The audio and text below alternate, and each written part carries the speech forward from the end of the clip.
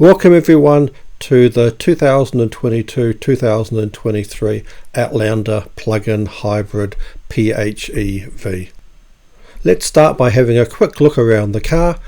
You can see here the front of the car, the headlights, the dynamic shield headlights with the 3 LED bulbs in them.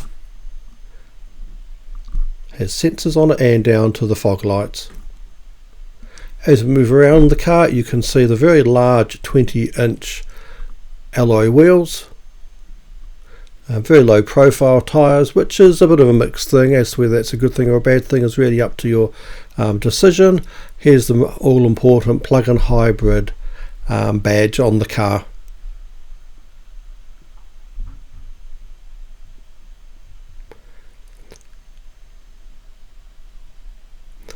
As we move around, you can see the push button to lock and unlock the door, and it still has a keyhole for an emergencies.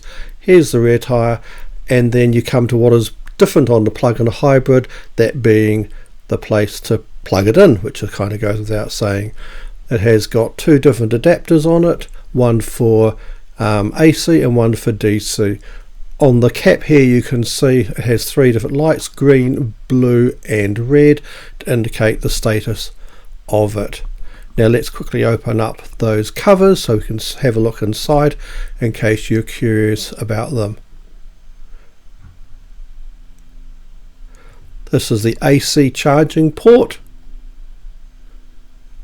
and this is the DC charging port, the AC charging port being a Type 2 connector. And as we go around to the back, you can see the optional accessory tow bar. There's a nice view of the rear with the PHEV logo. Hidden well underneath is the adapter to plug the trailer lights in. Now this is a VRX model in New Zealand. This is the top of the line model in New Zealand. In other countries it's called GT or Elite or some other name depending on the country you're in, but they're all fairly much the same in all countries. Next we can see the small spoiler, add a bit of something to the car, and here is the regular petrol cap for putting the petrol in, because it has a regular petrol engine in it as well.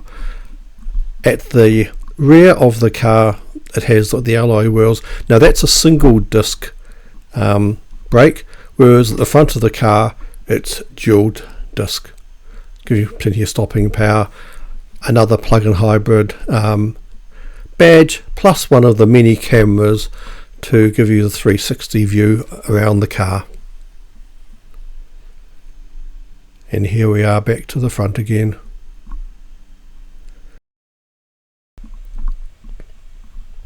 So now let's have a look at the rear of the car and the interior. Let's open up the boot by pushing the button on the remote control. We hold that down for a couple of seconds so we can get our first look into the boot of the car. Now this is very flat. Over the left hand side here you can see where the Bose subwoofer is. Unfortunately that means there's no storage space, and over on the right hand side there's also no storage space because of the interior needing for the charge port.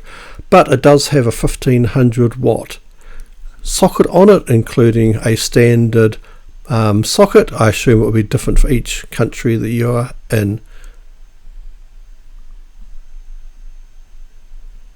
So here's a close-up of the Bose logo. Now under here is where you'll find the 7th seat.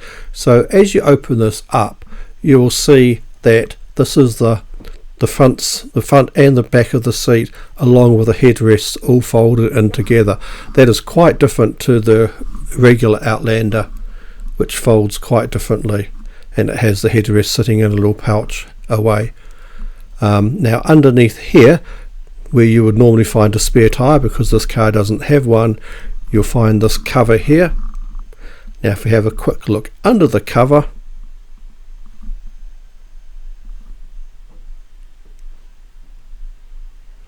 we can see the tyre inflation device for if you have a flat tyre, along with the tools. Now that's got a foam bit on it which you can seems to go all the way to the left and all the way to the right.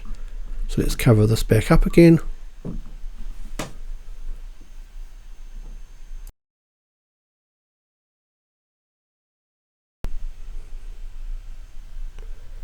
Now let's have a look at the 6th and 7th seat.